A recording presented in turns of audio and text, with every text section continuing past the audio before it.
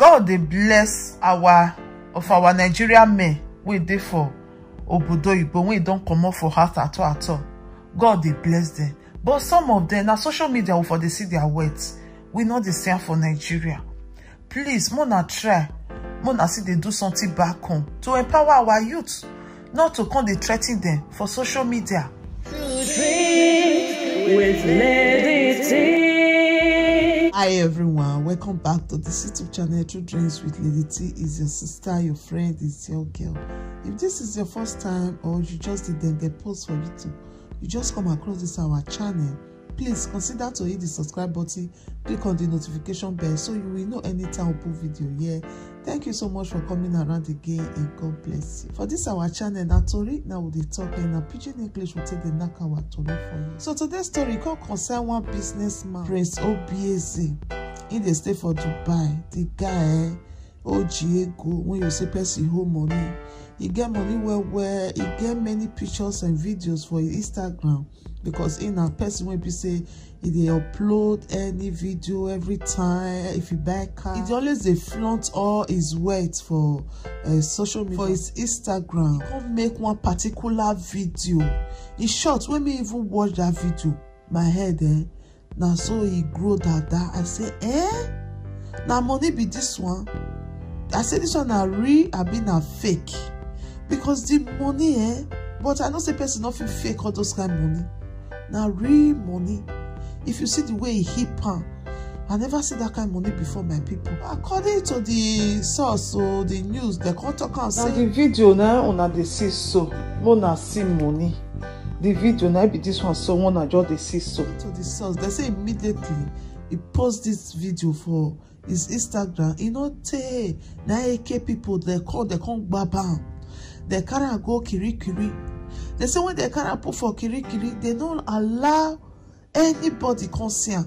According to what they talk, they say the girlfriend they don't let her enter there. Even lawyer papa, they don't agree me anybody go see. The next thing when they come, they say na RIP. Now they say, this bros not the sickle. This bros they okay. How come? Because they do video put for Instagram, una call baba. Now, una say na RIP person when be say not sick. Una go bring this brother come out too. Before they do, they say they don't carry go mortuary. My people, that's how the story take handle. The way our people take the payment for other people country. When be say something go just happen, when be say investigation need to take place. Our country, Nigeria, our embassy, they know they shook mouth put. They know they fight the matter. Sorry to say this, so they know they fight the matter to even make people know say, whether na bad thing he do good thing. We need to know what happen to her, because we know if you just they die like foul like this. Embassy know they shook mouth put. Once they don't say, hey, don't finish be that now, but repeat that. It's not really good though. Not that maybe they support make people do bad thing or commit crime. No, I'm not supporting crime. But no matter anything will happen, we need to know what to kill the person. Because there are some people when say they're innocent. If you never judge them, say they don't prove guilty for courts, you know if you say they commit crime, and they don't feel die before they prove guilty for courts. It's not supposed to be so. So it could maybe say me Nigeria, because if you just call that country Nigeria for any other country, now don't care. Nobody they care for you. Say this bros life, it's a very important. So make other people when they another person country, let's say put your leg for ground where no argue, no drag, no do anything where you can't cause anything where you can't be said or permit you, because nobody will come out come ask question. Your family when they for Nigeria, they not go fit come that country when you they just come to buy now, come they take lawyer, they fight. I not believe say his family go fit do all those things, because now long distance a person when don't die. Now let's it to what that so. And again, why all this flaunting of things on social media? Only Nigeria now see say they go get something. If they never bring and come out for social media, their body not go tell them. Some of we in Nigeria, we dey too proud. If we buy anything, we want bring our on social media. We get money, we want bring our on social media. People dey when people say they get passes, they shocking. You know go hear for their mouths. Now when they'll begin they spend the money, Now you know say this person get this kind of money. It's not good. How can somebody bring such money come out? How come? I don't know about other country. For this country where me dey so, you no dare get this kind of money for inside house now. It dey hard. Because if you want collect money for bank, it get amount where you fit collect reach in a month. And if you collect more than that, the machine not go gree give you money again. If you reach inside office, they not go gree give you the money. They'll come tell you say, may you go meet oga pata for office, for bank. That one will come carry you sit down. They ask you question. How you take get the money? Or what you want use the money do? If they say the thing not clear for them, they'll come call the AK people. When we say that they take care of money, we they call the guardian the finance for you. That is the AK people when we say that the day to money matter. They'll come call those one. Those one will come enter inside. They want to know what you want use the money do. They want to know how you take get the money. Now so that they do for this country. So that Dubai, how come you can't get all those kind of money for inside house? The money vanish. Me I don't understand though. Maybe as a big businessman, maybe get rights to carry such money for inside house. But if I don't see put on for social media now, anyone has this question. Some people they say money they control people. Now true say money they control people. And they say if you want no person too, now when the person get money, that many people they proud. But if they not get, you'll see say they humble. You'll see say they nice. But when money don't come, you can't see proudness in this money. Now touch and leave. We not they let money they control us. How many Oyibo people you don't see say they carry money? So me don't do this social media. Me I never see any Oyibo when go they show money, or can they show property? I never see you. Now only we black, especially we Nigerians. Now we they do this thing, and we do another person country. Una think say the people who na their country, their eye go dey sweet. Wey be say you when you come from another country, you just dey flaunt property money like this. Then when they inside the country, they not get. Una think say their belle go sweet. Wetin cause fight for South Africa that day? Not be they see say Nigerians wey dey there, they live more than them. Not be all of them take provoke. They begin they peme them, peme Africa people, peme Nigeria people.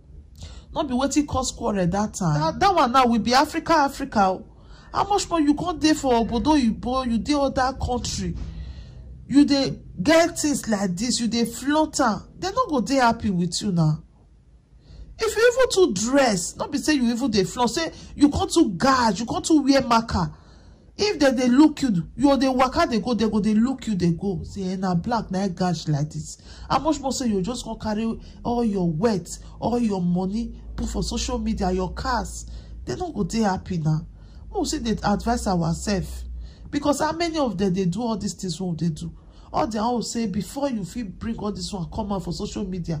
Most still try, most still they help our country people. Most still they help them. Not because they flaunt money for social media, be the team. Most see they do something for us, do projects. All this money when these bros carry come now. If you use and create one big company for Nigeria, where we say employment, it go there for our youth. Only this money alone, carry and go Nigeria, go invest. You know how many employment it go create? The same way we talk. Nigerians when they for obodo oyibo, God really they bless them. At least 90% or 85% of Nigerians when don't come up for that country, they get money now. God they bless them. But some of them, or most of them, now social media for they see their way too. Social media now for they see them. We know they see them for Nigeria. We need una for Nigeria. Be say now be the choosing one. We be say he get money for obodo oyibo. Man now go Nigeria go invest. Many of them they get the money. If they reach Nigeria, they go buy cars. 50 cars go there for compound. Better money car. They not go even use one for 1 year.